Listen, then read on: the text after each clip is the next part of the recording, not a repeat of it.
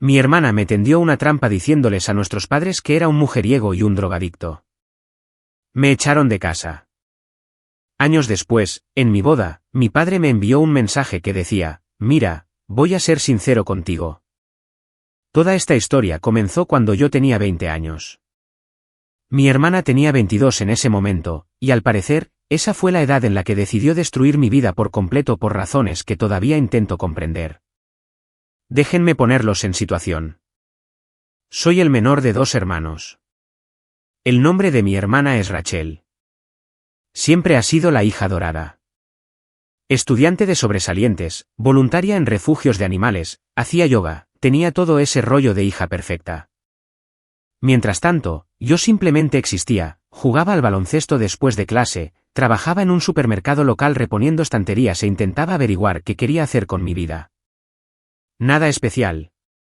Definitivamente, nada que justificara lo que vino después. Nuestros padres eran la típica gente de clase media. Papá trabajaba en contabilidad y mamá era enfermera. Eran gente decente, o eso pensaba yo. Un poco estrictos a veces, pero nada del otro mundo. El tipo de padres que te castigarían por llegar tarde, pero que también te llevarían a urgencias a las 2 de la madrugada si estabas enfermo. Lo normal. Rachel y yo no éramos cercanos. Nunca lo habíamos sido. Ella siempre estaba a lo suyo y yo a lo mío. No peleábamos mucho porque apenas interactuábamos. Mirando hacia atrás, quizás eso debería haber sido una señal de alerta. Era como una extraña con la que compartía casa, pero supuse que así son algunos hermanos, ¿verdad? Todo cambió un martes cualquiera de marzo. Lo recuerdo porque era el cumpleaños de mi amigo Jaque y se suponía que íbamos a ir a la bolera. En lugar de eso, llegué a casa de mi turno en la tienda sobre las 7 de la tarde y me encontré a mis padres sentados en el salón con unas caras de piedra. Rachel también estaba allí, sentada en el sofá, con aspecto de haber estado llorando. Mi padre me dijo que me sentara. Eso nunca es una buena señal. Me senté en la silla frente a ellos y esperé. Mi madre ni siquiera me miraba, solo se contemplaba las manos. Rachel hacía eso de lanzarme una mirada y luego apartar la vista rápidamente, como si no pudiera soportar verme. Entonces mi padre simplemente lo soltó. Dijo que Rachel se lo había contado todo. Que había estado llevando chicas a casa cuando ellos no estaban. Que había estado consumiendo drogas. Que nuestra vecina había llamado a Rachel preocupada porque había visto a gente sospechosa entrando y saliendo de la casa. Que Rachel había encontrado sustancias en mi habitación. Que les había robado dinero para pagar mis vicios. Me quedé sentado pensando que tenía que ser una broma. Como si en cualquier momento alguien fuera a empezar a reírse y a decirme que era una broma pesada. Pero nadie se reía. Mi padre continuó, diciendo que estaban decepcionados de mí, que no me habían criado para ser así, que estaban preocupados por en qué me había convertido. Finalmente encontré mi voz y les dije que nada de eso era cierto. Ni una sola palabra. Nunca había consumido drogas en mi vida. Nunca les había robado. Las únicas chicas que venían a casa eran amigas del instituto, y ellos las conocían a casi todas. Intenté explicarme, pero mi padre me interrumpió. Dijo que Rachel tenía pruebas. Había hecho fotos. Al parecer, tenía fechas y horas anotadas.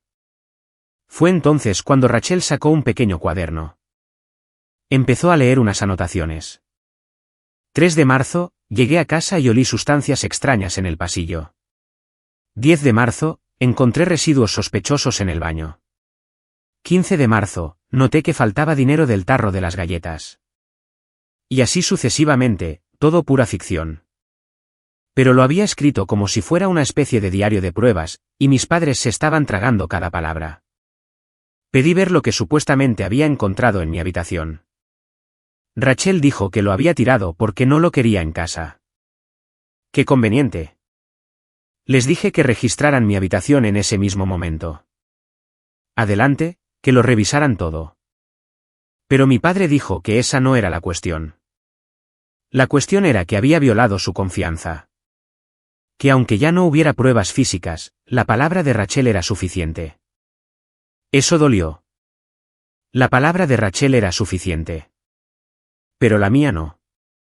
Mi madre finalmente habló, preguntándome por qué le hacía esto a la familia, por qué tiraba mi vida por la borda. Tenía lágrimas en los ojos. Me sentí como si estuviera en una realidad alternativa. Todo de lo que me acusaban era completamente inventado, pero creyeron a mi hermana sin dudarlo. Ni siquiera consideraron por un segundo que tal vez ella estaba mintiendo. Intenté defenderme de nuevo. Les dije que esto era una locura. Que Rachel se lo estaba inventando todo. Ni siquiera sé por qué, pero cuanto más insistía, más se enfadaba mi padre. Dijo que los adictos siempre lo niegan todo. Que solo estaba confirmando lo que él pensaba. Que necesitaba ayuda, pero que no podía ayudar a alguien que no admitía tener un problema. Luego me dijo que tenía hasta el final de la semana para encontrar otro lugar donde vivir. Así de simple. 3 días para hacer las maletas y largarme. Me estaban echando de mi propia casa por unas mentiras. Miré a Rachel y tenía una expresión que nunca olvidaré. No exactamente satisfecha, sino más bien resignada, como si hubiera hecho lo que tenía que hacer. Y ahora solo esperaba a que todo terminara. Le pregunté por qué estaba haciendo esto. No respondió, solo bajó la mirada hacia su cuaderno. Mi madre me dijo que no culpara a Rachel, que esto era mi culpa. Que Rachel había intentado ayudarme guardando silencio durante semanas, pero que ya no podía verme destruirme a mí mismo. ¡Qué heroína! Los siguientes 3 días fueron un borrón. Llamé a todos mis conocidos intentando encontrar un sitio donde quedarme. La mayoría de mis amigos todavía vivían con sus padres y no podían ayudar. Finalmente, localicé a mi amigo Ethan, que acababa de alquilar un apartamento cerca del Instituto de Formación Profesional. Dijo que podía dormir en su sofá hasta que resolviera mis cosas. Metí en mi coche todo lo que pude, ropa, el portátil, algunos libros, mi balón de baloncesto. Dejé atrás la mayor parte de mi infancia. Mis padres no me hablaron durante esos 3 días. Se iban de la habitación cuando yo entraba, como si ya me hubiera ido. Rachel se quedó en su cuarto la mayor parte del tiempo. Intenté enfrentarme a ella una vez, llamé a su puerta y le pregunté cuál era su problema. Abrió la puerta solo una rendija y me dijo que debería haber sido más cuidadoso. ¿Más cuidadoso con qué? No estaba haciendo nada. Simplemente me cerró la puerta en la cara. En mi último día allí, dejé la llave en la encimera de la cocina. Mi madre estaba preparando café. Le dije que no había hecho nada de lo que Rachel decía, que esperaba que algún día se diera cuenta. No respondió. Siguió sirviéndose el café como si yo no estuviera allí. Salí y conduje hasta casa de Ethan. Vivir en el sofá de Ethan fue duro. El tío era buena gente, pero se notaba que le estaba estorbando. Además, me sentía como una basura. Ahí estaba yo, con 20 años, sin hogar, porque mi propia familia creyó mentiras sobre mí. Mantuve mi trabajo en el supermercado, pero empecé a coger turnos extras siempre que podía. Ahorré cada dólar. A veces me saltaba comidas para que el dinero del alquiler durara más. Empecé a comprar lo más barato de todo. Cereales de marca blanca, pan del día anterior de la sección de panadería. Aprendí muy rápido a vivir con casi nada. Ethan estaba terminando su último año en el instituto y tenía su propia rutina. Yo intentaba ser invisible. Me levantaba temprano, antes que él. Doblaba mis mantas y las guardaba en un rincón. Volvía a casa tarde, después de que él ya hubiera cenado. Me duchaba a horas intempestivas, usaba el baño cuando él no estaba. Intentaba no ser una carga, aunque solo existir allí me hacía sentir que estaba en medio. Dormir en ese sofá me destrozó la espalda. Me despertaba dolorido cada mañana. El sofá era viejo, con bultos y demasiado corto para mi altura. Me acurrucaba en posturas extrañas y luego pasaba la primera hora de trabajo intentando estirar los nudos. Pero no me quejaba. Ethan me estaba haciendo un gran favor y no iba a ponérselo más difícil. Mis padres no llamaron, ni una sola vez. Pensé que tal vez después de un tiempo se calmarían y querrían hablar, que se darían cuenta de que todo esto era extremo, pero pasaron las semanas y nada. Mi teléfono permanecía en silencio. Intenté llamar un par de veces. Papá no contestaba. Mamá cogió una vez y solo dijo que necesitaba espacio para procesarlo todo y luego colgó. Eso me afectó más de lo que esperaba. O sea, tu hijo no tiene hogar y tú necesitas espacio. ¿Espacio de qué? ¿Del hijo al que acabas de echar? Seguí dándole vueltas a esa conversación en mi mente. Sonaba cansada, frustrada, como si yo fuera el que causaba problemas por llamar, no como si estuviera preocupada por dónde dormía o si tenía comida. Solo necesitaba espacio. Genial. Una crianza excelente. Me quedaba tumbado en ese sofá por la noche, mirando al techo, pensando en lo rápido que había cambiado todo. Un día tenía un hogar y una familia. Al día siguiente, tenía un sofá y una bolsa de basura llena de ropa. Todo porque a Rachel se le ocurrió inventarse una historia. Todavía no podía entender por qué. ¿Qué ganaba ella con eso? ¿Estaba celosa de algo? ¿Hice algo para molestarla sin darme cuenta? ¿O simplemente estaba aburrida y decidió hacer estallar mi vida por entretenimiento? La peor parte fueron los rumores. De alguna manera, se corrió la voz de que me habían echado por las drogas. No sé si Rachel se lo contó a la gente o si mis padres se lo mencionaron a los vecinos o qué, pero de repente, gente que conocía desde hacía años me miraba diferente. Un par de clientes habituales del trabajo hicieron comentarios. Una señora a la que había ayudado durante meses dejó de comprar durante mis turnos. Jaque me preguntó directamente si los rumores eran ciertos. Le dije que no, pero pude ver la duda en sus ojos. Después de 2 meses en el sofá de Ethan, encontré una habitación para alquilar en una casa con otros 3 chicos. Era barata y el casero no hizo demasiadas preguntas. La habitación era apenas más grande que un armario, pero era mía. Seguí trabajando en la tienda y empecé a tomar clases online para obtener un título de asociado en gestión empresarial. Pensé que necesitaba algo más que el instituto si quería llegar a ser algo. Aquí es donde las cosas se ponen interesantes. Unos 6 meses después de que me echaran, estaba en el supermercado durante un turno. Estaba reponiendo el pasillo de los cereales cuando oí hablar a 2 mujeres. Tenían más o menos la edad de mi madre. No estaba prestando mucha atención hasta que oí el nombre de Rachel. Una mujer decía lo preocupada que estaba porque su hija se juntara con Rachel. Que Rachel se había metido en algunos problemas recientemente. La otra mujer asintió. Dijo que había oído que a Rachel la habían pillado robando en una boutique del centro. Que la tienda no presentó cargos porque los padres de Rachel se lo suplicaron. Dijo que tampoco era la primera vez. Me quedé helado. Mantuve la cabeza gacha pero escuché con atención. La primera mujer dijo que había oído que Rachel tenía algún tipo de problema con la mentira, que había inventado historias sobre gente antes, que la compañera de cuarto de Rachel en la universidad se había mudado porque Rachel le dijo a la gente que la compañera le estaba robando cuando no era cierto. La segunda mujer dijo que la hija de su hermana fue al instituto con Rachel y que también hubo problemas allí. Algo sobre Rachel difundiendo rumores que resultaron ser completamente falsos. Se fueron por el pasillo y yo me quedé allí, de pie, con una caja de copos de maíz en la mano. Rachel tenía un historial de mentiras.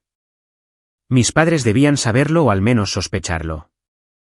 Pero cuando ella me señaló a mí, ni siquiera lo cuestionaron. Simplemente eligieron creerla y echarme. Quería perseguir a esas mujeres y pedirles más detalles. ¿Cuándo pasó esto? ¿Quién más lo sabía? ¿Lo sabían mis padres antes de echarme? Pero eso habría sido raro y yo estaba trabajando. Así que terminé de reponer y pasé el resto de mi turno pensando en ello. Esa noche en el sofá de Ethan, no pude dormir. Mi mente iba a 1000 por hora. Si Rachel tenía un patrón de mentiras, si la gente del pueblo lo sabía, ¿por qué mis padres la creyeron tan fácilmente cuando me acusó a mí? ¿Realmente la creyeron? ¿O simplemente querían una excusa para deshacerse de mí? Ese pensamiento me golpeó de otra manera. ¿Y si todo esto no tenía nada que ver con drogas o chicas o nada de eso? ¿Y si simplemente ya no me querían cerca y Rachel les dio una excusa? Pasé semanas dándole vueltas a eso en mi cabeza, analizando cada interacción que había tenido con mis padres antes de que todo se viniera abajo, buscando señales que me había perdido. Quizás siempre habían resentido tener un hijo. Quizás Rachel siempre fue su favorita y solo estaban esperando una razón para elegirla a ella por encima de mí. Quizás me había estado engañando a mí mismo pensando que éramos una familia normal. Terminé mi turno aturdido. Una parte de mí quería llamar a mis padres en ese mismo momento y contarles lo que había oído. Pero, ¿qué sentido tenía? Ya habían tomado su decisión. Y esa noche, tumbado en mi diminuta habitación, me di cuenta de algo. No los necesitaba. Me estaba yendo bien por mi cuenta. Mejor que bien, de hecho. Estaba trabajando, yendo a la escuela, pagando mis propias facturas. No necesitaba a unos padres que creyeran las mentiras por encima de su propio hijo. Fue entonces cuando decidí centrarme por completo.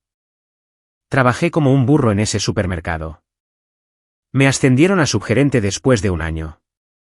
El dueño se dio cuenta de que llegaba temprano, me quedaba hasta tarde, nunca faltaba por enfermedad, nunca me quejaba, simplemente agachaba la cabeza y trabajaba. Me dijo que le recordaba a él mismo cuando era joven y me dio más responsabilidades. Me dejó encargarme de los horarios, los pedidos de inventario, los problemas de los empleados. Usé el programa de reembolso de matrícula que tenían para terminar mi título más rápido. Tomaba clases online siempre que tenía tiempo libre, estudiaba durante las pausas para comer, me quedaba hasta tarde haciendo trabajos. Terminé mi título de asociado en gestión empresarial en menos de 2 años. El día que recibí mi diploma por correo, me senté en mi pequeña habitación y me quedé mirándolo. Lo había conseguido. Sin ayuda de nadie, solo yo, esforzándome. Mantuve la cabeza gacha y construí mi propia vida. Me mudé de esa habitación abarrotada a un apartamento de un dormitorio un poco menos abarrotado. Compré muebles de verdad en lugar de cajas de leche y sacos de dormir. Conseguí una cama de verdad. Tenía una mesa de cocina.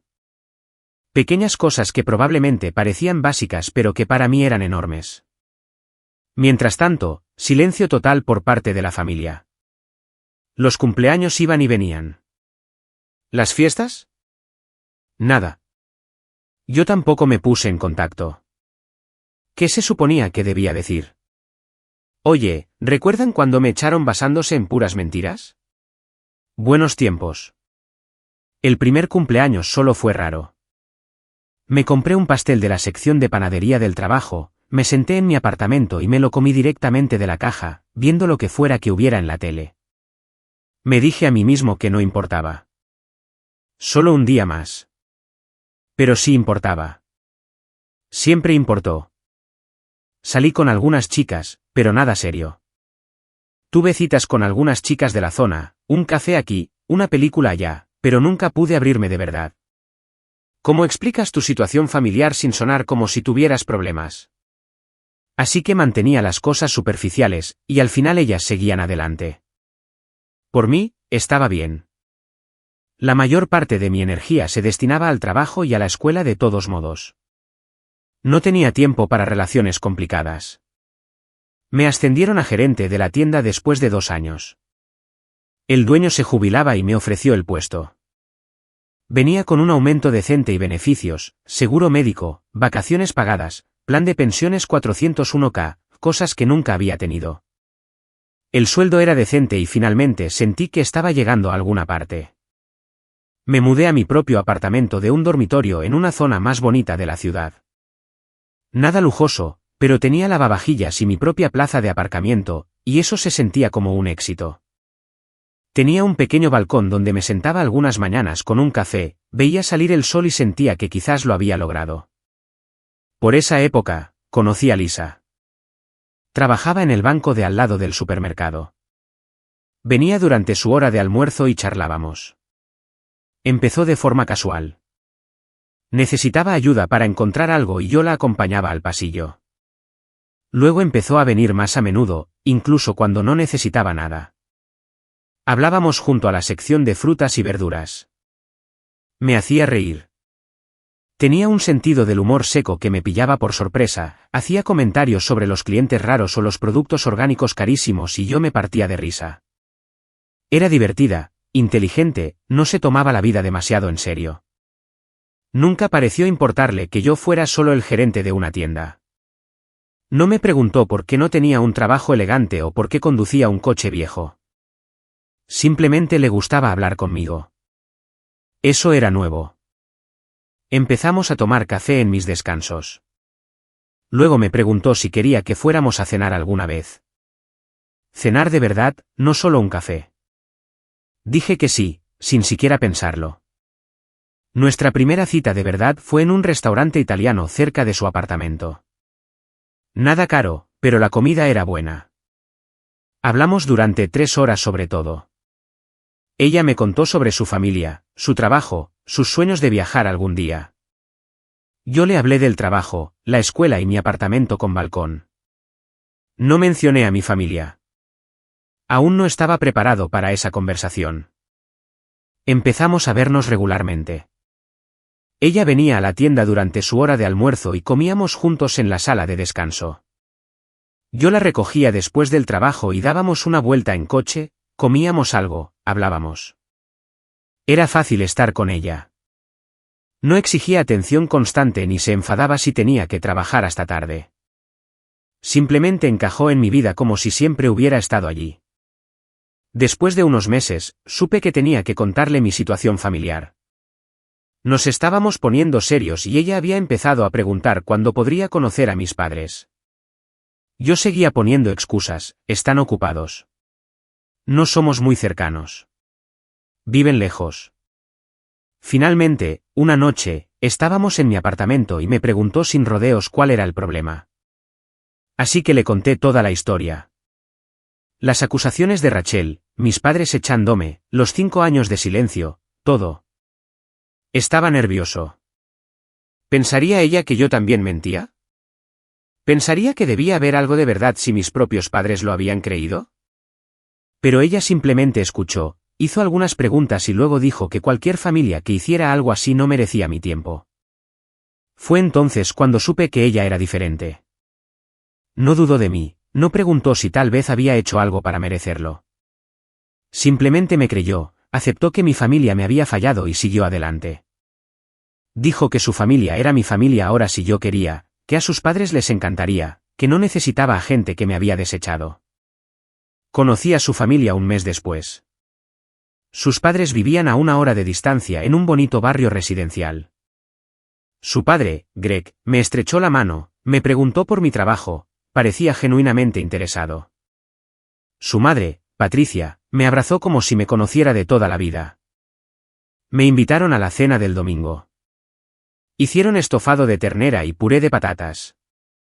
Nos sentamos alrededor de la mesa hablando y riendo. Era tan normal que casi dolía. Así es como se suponía que debía ser una familia.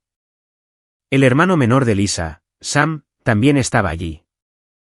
Un chico universitario al que le gustaban los videojuegos y los cómics. Nos llevamos bien hablando de baloncesto. Me invitó a ver partidos con él alguna vez. Patricia se aseguraba constantemente de que mi plato estuviera lleno.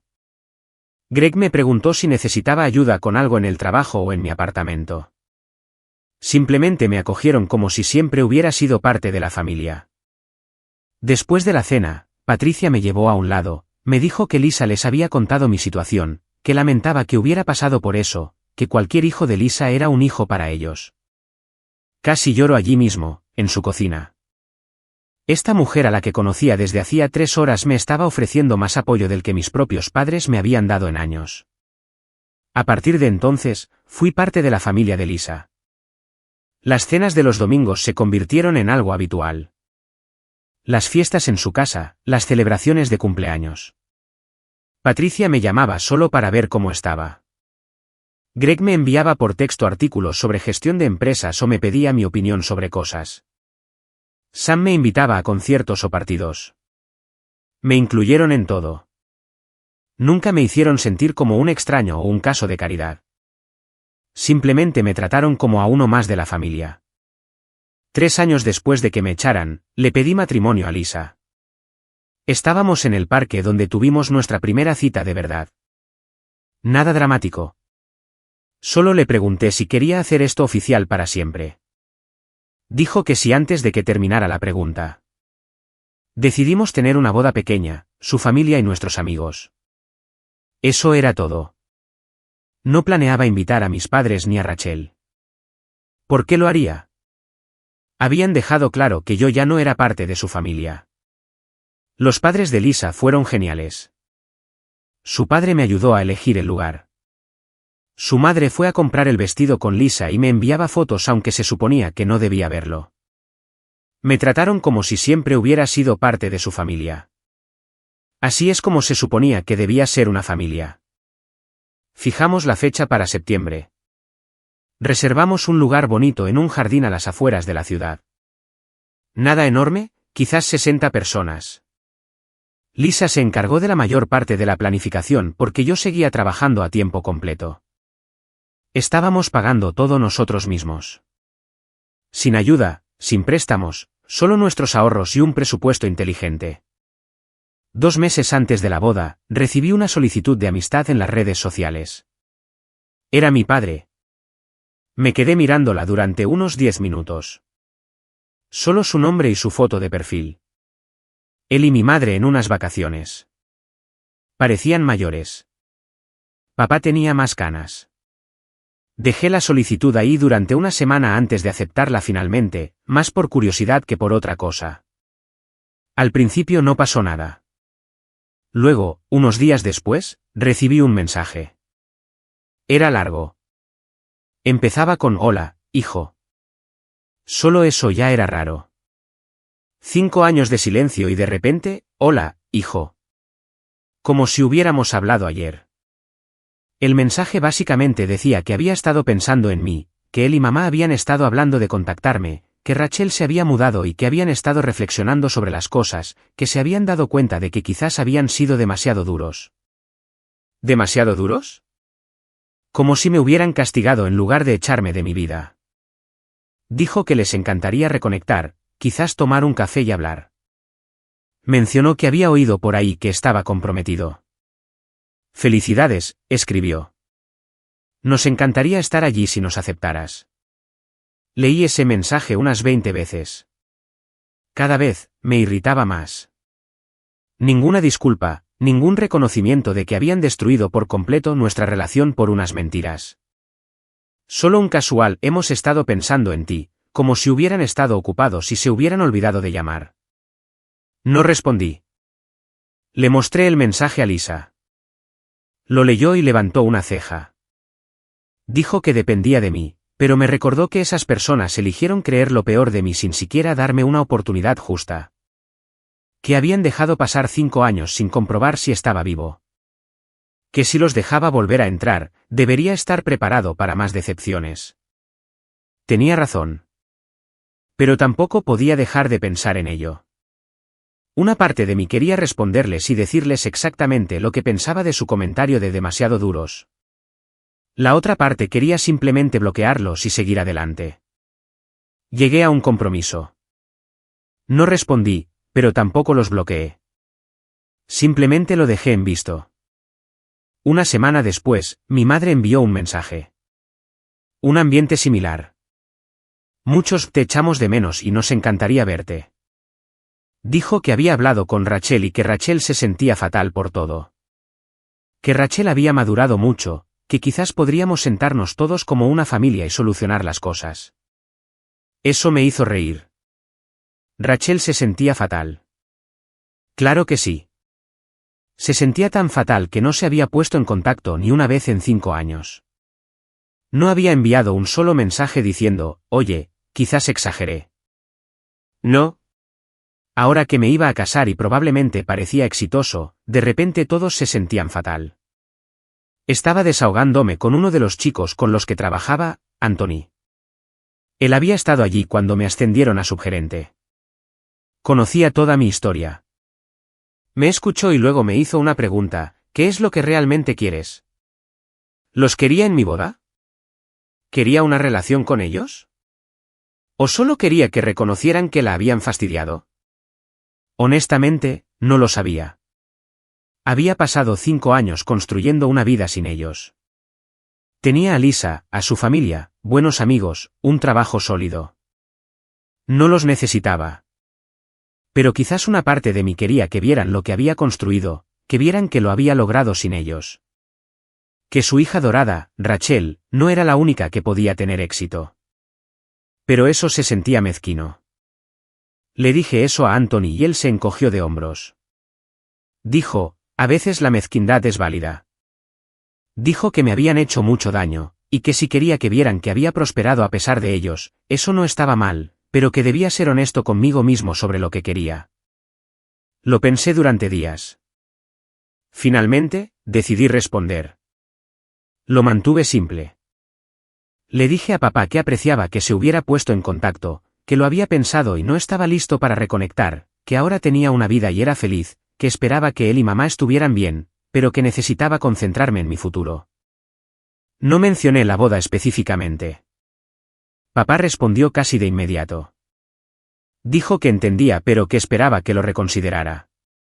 Que realmente querían volver a ser parte de mi vida. Que habían cometido errores, pero que la familia es la familia.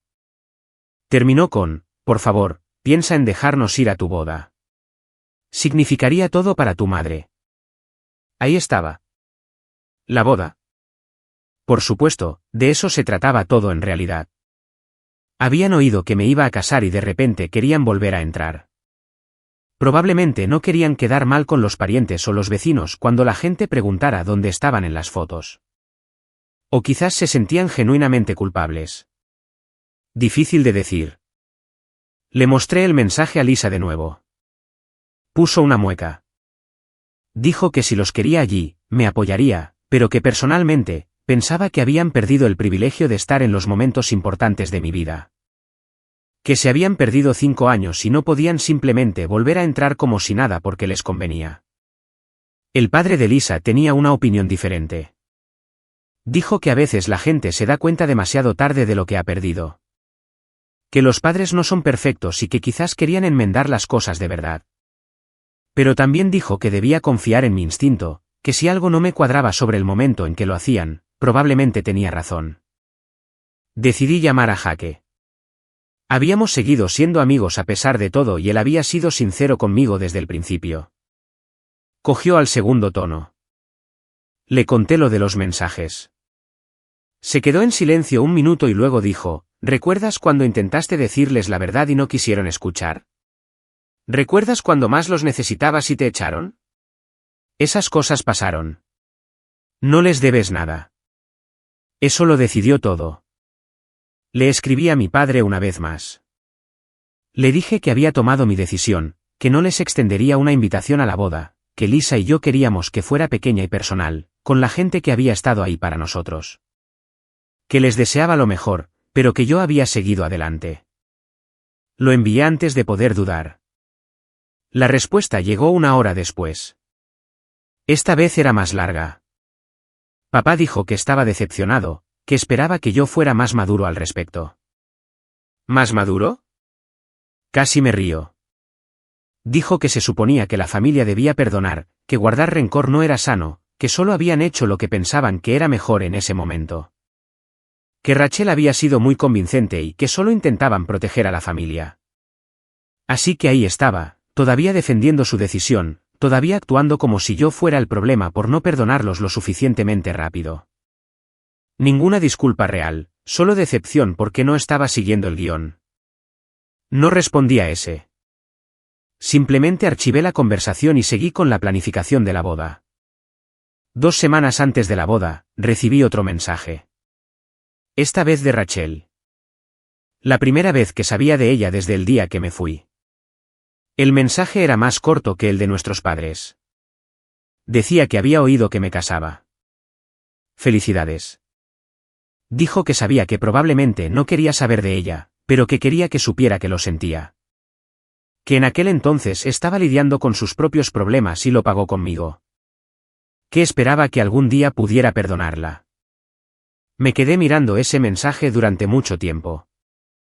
Sus propios problemas. Esa era la explicación. 5 años de mi vida descarrilados porque ella tenía problemas. Quería responder y preguntarle exactamente qué problemas justificaban inventarse toda una adicción a las drogas y conseguir que me echaran. Pero sabía que no importaría. Nada de lo que dijera cambiaría lo que pasó. Hice algo que probablemente no debería haber hecho. Miré las redes sociales de Rachel. Eran públicas, así que pude verlo todo. Se había graduado de la universidad, tenía un trabajo en alguna organización sin ánimo de lucro, muchas fotos con amigos en eventos, con aspecto feliz. Una vida normal. Mientras tanto, yo había pasado 5 años reconstruyendo desde cero por sus mentiras. Cuanto más me desplazaba, más me enfadaba. Ella pudo simplemente seguir adelante, ir a la universidad, tener el apoyo de mamá y papá, probablemente nunca tuvo que tener 2 trabajos o dormir en el sofá de alguien o lidiar con gente que te mira como si fueras un drogadicto.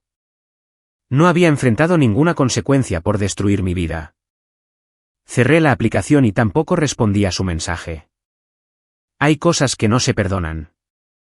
Hay gente que no merece una respuesta. Llegó el día de la boda. Fue perfecto. Cálido, pero no caluroso. Lisa estaba increíble. Su padre la llevó al altar y, lo admito, me emocioné un poco. No voy a mentir, hubo un momento durante la ceremonia en el que pensé en mis padres. Me pregunté si estarían pensando en mí, si se arrepentían de algo. Pero luego miré a Lisa y a todos los que estaban allí apoyándonos, y me di cuenta de que esta era mi gente ahora. Esta era mi familia. La recepción fue en el mismo lugar. Tuvimos una cena pequeña, algo de baile, nada del otro mundo. La madre de Lisa dio un discurso que hizo llorar a todo el mundo.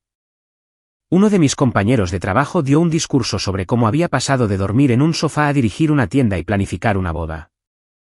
Eso provocó algunas risas y aplausos. Todo estaba terminando sobre las 10 de la noche cuando revisé mi teléfono. Lo había estado ignorando todo el día.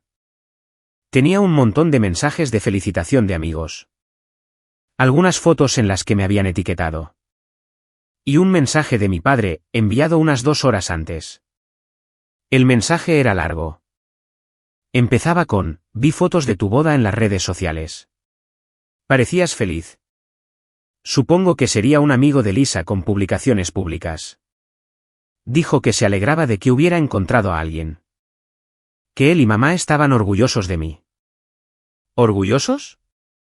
Esa palabra hizo que me hirviera la sangre por un segundo. Luego el mensaje dio un giro. Dijo que habían estado reflexionando. Que Rachel finalmente había admitido que había exagerado las cosas en aquel entonces. Exagerado, no mentido. Exagerado. Dijo que habían sido demasiado rápidos en creerla sin escuchar completamente mi versión. ¿Demasiado rápidos? Como si fuera un pequeño error sin importancia y no 5 años sin contacto. Dijo que les gustaría arreglar las cosas si yo estaba abierto a ello. Quizás podríamos hablarlo. Querían volver a ser parte de mi vida, especialmente ahora que estaba empezando una familia. No querían perderse la oportunidad de ser abuelos algún día. Ahí estaba. La verdadera razón, los futuros nietos. No se pusieron en contacto porque me echaran de menos o se sintieran culpables. Se pusieron en contacto porque vieron fotos de una boda y se dieron cuenta de que podrían perderse la siguiente generación.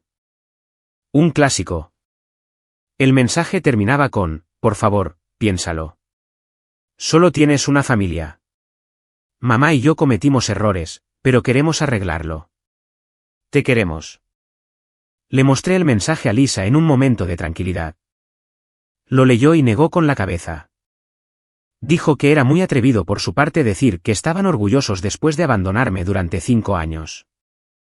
Dijo que el comentario de los abuelos, en particular, era manipulador, intentando usar a futuros hijos hipotéticos para hacerme sentir culpable y que me reconciliara. Estuve de acuerdo, pero mentiría si dijera que no me dio vueltas en la cabeza. Seguían siendo mis padres. Una parte de mí todavía quería que reconocieran lo mucho que la habían fastidiado, que se disculparan de verdad. Pero este mensaje dejaba claro que eso no iba a ocurrir. Habían reformulado todo el asunto como un malentendido: Rachel exageró, fuimos demasiado rápidos, solo circunstancias desafortunadas que nadie podría haber previsto. Pasé el resto de la recepción pensando en qué responder. ¿Debería escribir un mensaje largo explicando exactamente cómo sus decisiones me habían afectado? ¿Debería contarles lo de dormir en sofás y comer ramen durante meses y lidiar con gente que pensaba que me drogaba? ¿Debería explicarles que no puedes saltarte 5 años y luego exigir acceso a futuros nietos? Al final, lo mantuve simple. Esperé hasta la mañana siguiente, cuando Lisa y yo estábamos desayunando antes de ir al aeropuerto para nuestra luna de miel. Le respondí, gracias por el mensaje. Me alegro de que Rachel finalmente os dijera la verdad sobre haber exagerado. Debe haber sido difícil de oír. En cuanto a arreglar las cosas, he pasado 5 años construyendo una vida sin vosotros. Ahora soy feliz. Tengo gente que cree en mí y me apoya. No creo que volver a añadiros a esa ecuación tenga sentido. Os deseo lo mejor a ti y a mamá, pero he seguido adelante. Por favor, respeta eso. Le di a enviar y apagué el teléfono. Lisa levantó su taza de café hacia mí. Dijo que lo había manejado con más elegancia de lo que ella lo habría hecho. Nos reímos y nos dirigimos al aeropuerto. Pasamos una semana en México sin pensar en mi familia en absoluto. Cuando volvimos, había más mensajes. Papá pidiéndome que lo reconsiderara. Mamá enviando un mensaje más largo sobre cómo se habían equivocado y querían otra oportunidad. Rachel enviando otra disculpa diciendo que entendía si la odiaba pero que esperaba que pudiéramos hablar algún día. Los leí todos una vez y no respondí a ninguno. Lisa me preguntó si me sentía mal. Honestamente, no mucho. Estas personas tuvieron 5 años para ponerse en contacto. Eligieron no hacerlo. Podrían haber comprobado si estaba vivo, si tenía comida, si necesitaba ayuda. No lo hicieron. Esperaron a ver que tenía éxito y era feliz y entonces decidieron que querían volver a entrar. Así no funcionan las cosas. Algunos parientes de Lisa preguntaron por qué mi familia no estaba en la boda. Lo mantuve vago, dije que ya no éramos cercanos. La mayoría de la gente no insistió. Una tía siguió haciendo preguntas, así que finalmente le conté la versión corta. Parecía sorprendida y dijo que no podía imaginar a un padre haciendo eso. Le dije, sí, bueno, pasa. Mis padres intentaron llamar unas cuantas veces durante el mes siguiente. No contesté. Enviaron algunos mensajes más que dejé sin leer. Con el tiempo, los mensajes disminuyeron. Cada pocas semanas, recibía uno. Solo para saber cómo estás. Espero que estés bien. Te echo de menos. Lo típico. Pero nunca abordaron el problema real. Nunca dijeron, ¿sabes qué? Te fallamos por completo como padres y lamentamos genuinamente no haberte creído. Después de unos meses, bloqueé sus números. No por ira. Simplemente sentí que era el momento adecuado para cerrar esa puerta por completo. Había gastado suficiente energía mental en gente que no la merecía. Tenía una esposa en la que centrarme, tenía una carrera, tenía planes para el futuro. Lo último que supe a través de conocidos en común es que Rachel se mudó a otro estado por trabajo. Mis padres siguen en la misma casa. Al parecer, le dicen a la gente que tienen un hijo que vive cerca, pero que no son cercanos. Bueno, cerca.